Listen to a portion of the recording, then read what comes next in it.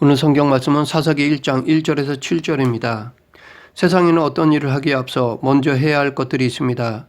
혹은 어떤 것을 하기 위해서는 반드시 갖춰야 할 필수적인 것들이 있습니다. 그 순서가 바뀌거나 필요한 것을 갖추지 못하면 일을 제대로 성취할 수 없습니다. 이것은 하나님의 일을 하는데도 마찬가지입니다. 오늘 본문을 통해 하나님의 일을 하는 데 있어서 우리가 취해야 할 것들에 대해 살펴보겠습니다. 하나님의 일을 하기 위해서는 첫째, 하나님께 기도해야 합니다. 1절 2절 여호수아가 죽은 후에 이스라엘 자손이 여호와께 여쭈어 이르되 우리 가운데 누가 먼저 올라가서 가나안 족속과 싸우리이까. 여호와께서 이르시되 유다가 올라갈지니라. 보라, 내가 이 땅을 그의 손에 넘겨주었노라 하시니라. 본문에 들어가기 앞서 먼저 사사기의 배경을 살펴보면 여호수아를 지도자로 하여 이스라엘 백성들은 요단강을 건넜습니다. 그리고 여리고성을 시작으로 7년에 걸친 전쟁을 통해 가나안 땅을 정복하였습니다. 또한 그렇게 정복한 땅을 각 지파별로 분배하여 나누어 가졌습니다. 여기까지가 여호수아에게 맡겨진 사명이었습니다. 그러나 그때까지만 해도 가나안 땅을 완전히 정복한 것은 아니었습니다. 아직도 가나안 땅에는 점령해야 할 땅과 쫓아내지 못한 족속들이 남아 있었기에 전쟁을 계속해서 치러야 했습니다. 그래서 본문 1절에서 이스라엘 백성은 가나안 땅을 온전히 정복하고자 하나님께 여쭈었던 것입니다. 여기서 여쭈다라는 쇠알은 묻다, 상의하다라는 의미로서 이 말이 하나님을 대상으로 하면 하나님께 기도하는 것이라 할 수 있습니다. 이들은 전쟁에 앞서 하나님께 기도하였습니다. 이들이 기도를 우선순위로 한 이유는 기도보다 앞서면 실패할 수 있다는 것을 몸소 경험했기 때문입니다.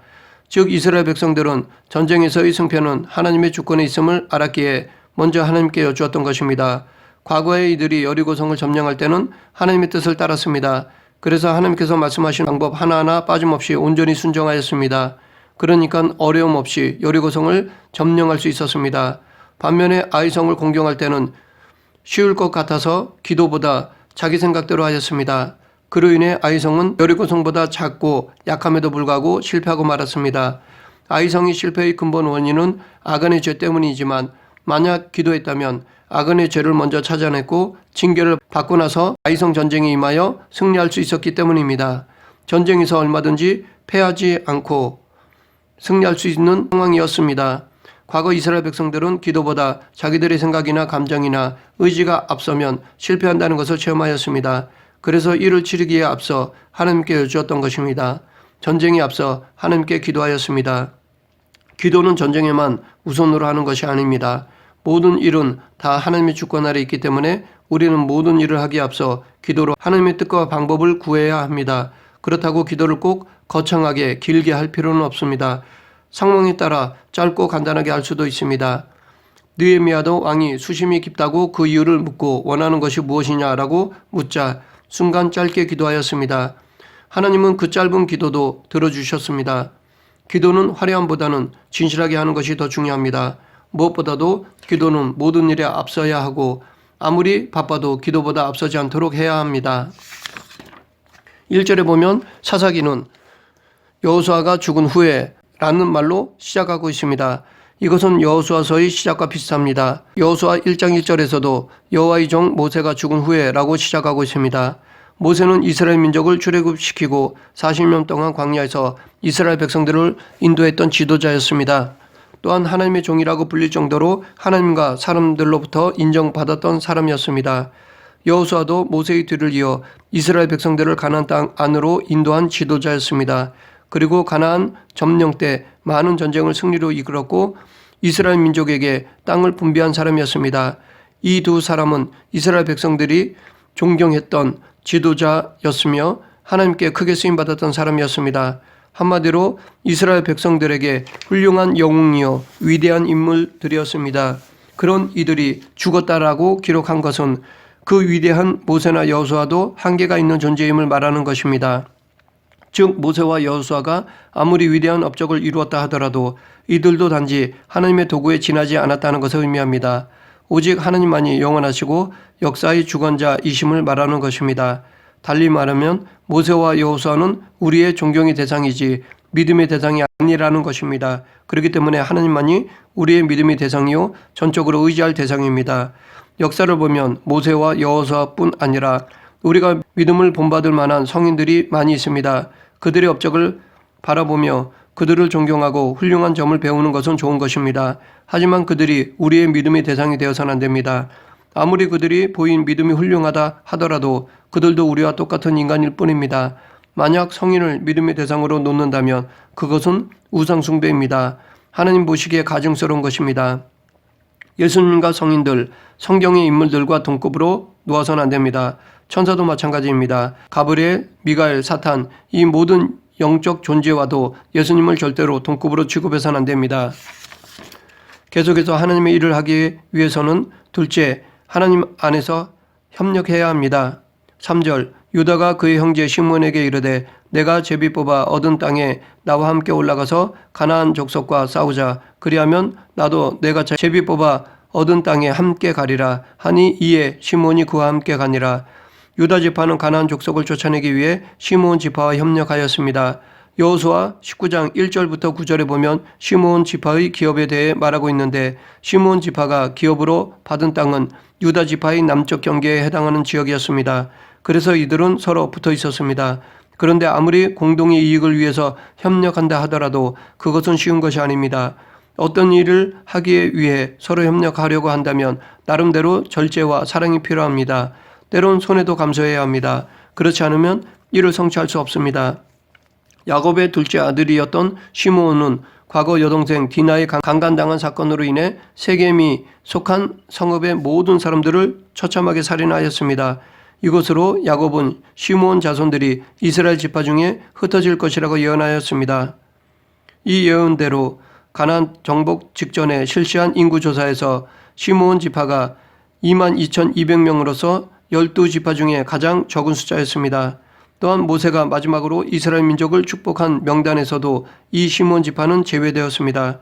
그리고 가나안 땅 분할에서도 유다 지파의 기업 중에 일부가 시므온 지파에게 주어졌습니다. 이 모든 사실은 시므온에게 불평거리가 될 수 있었습니다.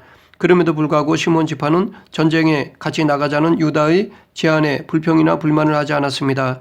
큰 일을 이루기 위해 적극 협력하였습니다. 그들은 유다 지파에게 너희가 땅을 많이 차지했으니까 너희가 알아서 전쟁하고 우리는 인구도 별로 없으니까 빼라고 하지 않았습니다. 반면에 유다는 이스라엘 지파 중에 수가 많고 힘도 강했습니다. 하지만 가장 수가 적고 힘이 약한 시므온 지파를 무시하지 않았습니다. 정중하게 협력할 것을 요청했습니다. 그들은 시므온 지파에게 내가 시키면 시키는 대로 해. 우리 땅 일부를 너에게 주었으니까 내 말 안 들으면 안 돼 라고 협박하지 않았습니다. 이 두 지파는 자기를 먼저 생각하지 않고 상대를 먼저 생각하였습니다. 자기 주장을 절제하고 사랑으로 협력하였습니다. 우리도 하나님의 일을 하기 위해서 상황에 따라 서로 협력해야 할 때가 있습니다. 그런데 하나님이 원하시는 협력은 세상의 협력과 다릅니다. 세상은 협력하는 데 있어서 대부분 상하 구조를 갖습니다. 그러다 보니 서로 부딪힘이 있고 깨지는 경우가 많습니다. 특히 지금은 아무리 어려도 어른이 자기에게 명령하는 것을 원치 않아 합니다. 그래서 이런 관계는 오래가지 못합니다. 반면에 하나님의 일은 상하 구조가 아니라 지체 구조를 이룹니다. 즉 평등 구조로 하나님께서 주신 은사를 서로 활용하는 것입니다. 서로의 은사를 높여주며 우선순위에 맞춰 이루어가는 것입니다. 이것이 하나님이 원하시는 협력입니다. 물론 이 지체 구조는 상하 구조보다는 단기간 내에 성취도가 작을 수 있습니다. 하지만 이 지체 구조를 온전히 이루면 몸이 갈라질 수 없듯이 나누이지 않고 서로 결속력이 강하여 나중에는 더 큰 힘을 발휘할 수 있습니다. 교회는 어떤 특정한 사람이나 소수에 의해 움직여서는 안 됩니다. 여러 은사들이 합력하여 이루어야 합니다. 이렇게 조화를 이루는 데 있어서 내 영역을 벗어나 남의 영역을 침범해서는 안 됩니다. 남의 영역으로 넘어가면 다툼과 분쟁이 발생됩니다. 또한 합력하여 일하는 데 있어서 시시콜콜 간섭하는 것을 주의해야 할 것입니다. 특히 목회자는 서로 협력하는 데 있어서 피스메이커 역할을 해야 합니다. 부딪힘 없이 서로 세워주고 협력하는 교회가 건강한 교회입니다. 바울은 이것에 대해 고린도전서 12장 12절부터 27절에서 교회를 몸에 비유하고 있습니다. 이 지체 구조를 이루기 위해서는 사랑과 인내가 필요합니다. 마지막으로 하나님의 일을 하기 위해서 셋째, 하나님의 말씀에 순종해야 합니다. 4절 5절 유다가 올라가매 여호와께서 가나안 족속과 브리스 족속을 그들의 손에 넘겨주시니 그들이 베색에서 10,000명을 죽이고 또 베색에서 아도니 베색을 만나 그와 싸워서 가나안 족속과 브리스 족속을 죽이니 유다는 너희가 먼저 올라가라 라는 하나님의 명령에 순종하였습니다. 이들은 먼저 올라가면 위험할 텐데 왜 하필이면 우리가 먼저야 하고 불평불만하지 않고 명령대로 순종하였습니다. 내가 이 땅을 넘겨주었노라 라는 하나님의 말씀에 의지해서 가나안 족속과 브리스 족속과 싸웠습니다. 이들은 하나님께서 그 땅을 주신다는 약속을 조금도 의심치 않았습니다. 이렇게 유다가 말씀을 의심치 않고 승리를 확신할 수 있었던 이유는 하나님은 신실하신 분임을 알았기 때문입니다. 하나님께서는 한번 말씀하신 것은 반드시 지켜주시는 분임을 알았습니다. 그들은 7년간의 전쟁을 치르면서 하나님의 신실하심을 체험하였습니다. 그래서 유다는 이번 전쟁에서도 승리를 확신할 수 있었고 담대히 전쟁을 치렀던 것입니다. 우리도 살아가면서 원하든 원치 않든 전쟁 아닌 전쟁을 치러야 할 때가 있습니다. 특히 언제라도 우리를 넘어뜨리려는 악한 영들의 공격과 늘 영적 전쟁을 치러야 합니다. 그럴 때 우리도 신실하신 하나님을 믿고 싸움에 임해야 합니다. 승리를 확신하면 성령님의 도우심으로 담대함을 가질 수 있고 그 믿음으로 승리할 수 있습니다. 오늘 본문 4절에서 여호와께서 가나안 족속과 브리스 족속을 그들의 손에 넘겨주시니 라고 말하고 있는데 이것은 유다가 전쟁에서의 승리할 수 있었던 것이 자기들의 힘과 전략으로 인한 것이 아님을 말합니다. 즉 하나님께서 적들을 유다의 손에 붙여주셨기 때문에 승리한 것입니다. 물론 이 승리에는 유다의 수고와 노력이 있었습니다. 하지만 승리의 근본적인 원인은 하나님께 있는 것입니다. 불신자들도 성공합니다. 경쟁에서 승리합니다. 하지만 그 성공은 하나님 뜻이 이루어지는 여정 속에서 현상적으로 그렇게 보이는 것입니다. 그것은 정작 하나님 뜻이 이루어지는 것입니다. 불신자들의 성공은 하나님 뜻이 이루어지는 한 여정 혹은 도구일 뿐입니다. 이것은 마치 요셉으로 인해 보디발의 집에 복이 임하는 것과 같습니다. 요셉이 떠난 이후로 보디발의 집에는 더 이상 복이 임하지 않았습니다. 요셉을 총리로 세우고자 하는 여정 속에서 보디발의 집을 하나님의 뜻을 이루시는 도구로 활용하신 것일 뿐이었습니다. 보디발의 집에 복을 주고자 함이 아니라 요셉을 총리로 만드는 과정 속에서 요셉에게 복을 주고자 함이었습니다. 여기서 우리는 다시 한번 하나님의 주권을 확인할 수 있습니다. 그러면 이렇게 하나님의 일을 할 때 먼저 기도하고 협력하여 순종했을 때 오는 결과에 대해 살펴보겠습니다. 6절 7절 아도니 베섹이 도망하는지라 그를 쫓아가서 잡아 그의 엄지 손가락과 엄지발가락을 자르매 아도니 베섹이 이르되 옛적에 70명의 왕들이 그들의 엄지 손가락과 엄지발가락이 잘리고 내 상 아래에서 먹을 것을 줍더니 하나님이 내가 행한 대로 내게 갚으심이로다 하니라. 무리가 그를 끌고 예루살렘에 이르렀더니 그가 거기서 죽었더라. 하나님은 당신에게 순종하는 자들에게 반드시 약속을 지켜주십니다. 유다는 2절에서 하신 하나님의 말씀을 믿고 순종했습니다. 과거 하나님은 유다에게 약속하신 승리를 주셨습니다. 그런데 여기서 유다가 아도니 베섹을 잡아 그의 엄지손가락과 엄지발가락을 자른 이유는 엄지손가락을 자른 것은 칼이나 활 등의 전쟁 무기를 사용하지 못하게 하기 위함이며 엄지발가락을 자른 것은 움직이는데 불편함을 주기 위함이었습니다. 다시 말해 이런 행위는 당시 전쟁을 하지 못하게 하기 위한 조치라 할 수 있습니다. 이것은 당시 전쟁 포로로 잡혀온 군인들에게 행한 관례적인 처벌이었습니다. 이보다 더한 것은 눈을 뽑는 것이었습니다. 앞을 보지 못하면 사지가 멀쩡해도 철저히 무능해질 수밖에 없기 때문입니다. 다시는 전쟁을 하지 못하기 때문입니다. 그래서 위험한 인물에 대해서는 눈을 뽑는 경우가 있는데 그 대표적인 예가 삼손이었습니다. 그런데 저는 이것을 적군에게만 적용하는 것이 아니라 우리 자신에게도 적용해야 할 부분이 있다고 생각합니다. 우리도 우리의 죄에 대해서는 이러한 자세를 취해야 한다고 봅니다. 즉 다시는 죄를 범하지 못하도록 철저하게 조치를 취해야 합니다. 예수님께서도 만일 내 손이 너를 범죄케 하거든 찍어버리라. 불구자로 영생에 들어가는 것이 두 손을 가지고 지옥 꺼지지 않는 불에 들어가는 것보다 나으니라. 만일 내 발이 너를 범죄케 하거든 찍어버리라. 절뚝발이로 영생에 들어가는 것이 두 발을 가지고 지옥에 던지우는 것보다 나으니라. 만일 내 눈이 너를 범죄케 하거든 빼어버리라. 한 눈으로 하나님의 나라에 들어가는 것이 두 눈을 가지고 지옥에 던지우는 것보다 나으니라 라고 말씀하셨습니다. 우리는 우리를 넘어뜨리려 악한 영의 세력을 철저히 경계할 뿐만 아니라 내 자신 스스로도 죄를 범하지 않도록 철저히 예방하는 성도가 되어야 합니다. 7절에서 아도니 베섹은 자신의 처지에 대해 하나님이 내가 행한 대로 갚으심이로다 라고 고백하였습니다. 이것은 뿌린 대로 거둔다라는 의미로서 아도니 베섹뿐 아니라 어느 누구도 피할 수 없는 법칙입니다. 왜냐하면 하나님께서 우리에게 정해주신 1번 은총이기 때문입니다. 이것을 세상 사람들은 자연의 법칙이라고도 말합니다. 인간이 자연의 법칙에 맞춰 살아가며 미래에 대한 희망찬 소망을 가질 수 있습니다. 그래서 농부가 봄에 씨를 뿌릴 때 가을에 거둘 수 있다는 기쁜 소망을 품습니다. 반면에 우리가 자연 법칙이 아닌 자칭 정글의 법칙으로 살면 불안과 낙심만 남습니다.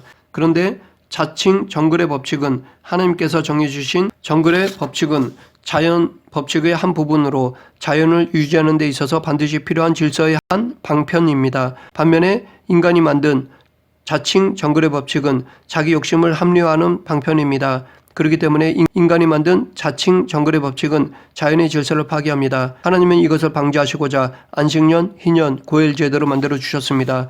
또한 수확할 때 흘린 것을 줍지 말라고 당부하셨습니다. 이것은 약한 자에 대한 배려입니다. 이렇게 우리가 하나님의 말씀에 순종하면 자연과 인간 모두 함께 행복할 수 있습니다. 말씀을 정리하겠습니다. 우리는 하나님께서 부르신 성도입니다. 성도는 하나님께서 주신 사명을 감당해야 합니다. 그 사명을 감당하는 데 있어서 내 생각, 내 의지대로만 해서는 안 됩니다. 하나님의 일을 하는 데 있어서 성도는 하나님께 기도해야 합니다. 하나님의 뜻과 방법을 구해야 합니다. 그러면서 내 지식, 경험을 더해야 합니다. 또한 할 수만 있으면 혼자 하기보다는 예수님 안에서 협력해야 합니다. 각자에게 주신 달란트에 맞게 협력해야 합니다. 그리고 하나님 말씀에 순종해야 합니다. 불평, 불만, 의심을 내려놓고 온전히 순종해야 합니다. 비록 마음에 들지 않는다 하더라도 순종해야 합니다. 그럴 때 우리는 하나님께서 예비해 두신 복을 누릴 수 있습니다. 그러므로 우리 교회가 기도하는 교회, 협력하는 교회, 철저히 말씀에 순종하는 교회가 되길 간절히 축원합니다. 기도하겠습니다. 전능하신 하나님 아버지, 기도가 끊이지 않는 교회, 협력하여 예수님의 몸을 이루는 교회, 순종함으로 하나님의 능력을 나타내는 교회가 되길 원합니다. 하나님의 일을 하는 데 있어서 우리들의 방법이 아닌 하나님의 방법으로 이루어가는 교회가 되게 하여 주시옵소서. 예수님 이름으로 기도드립니다. 아멘.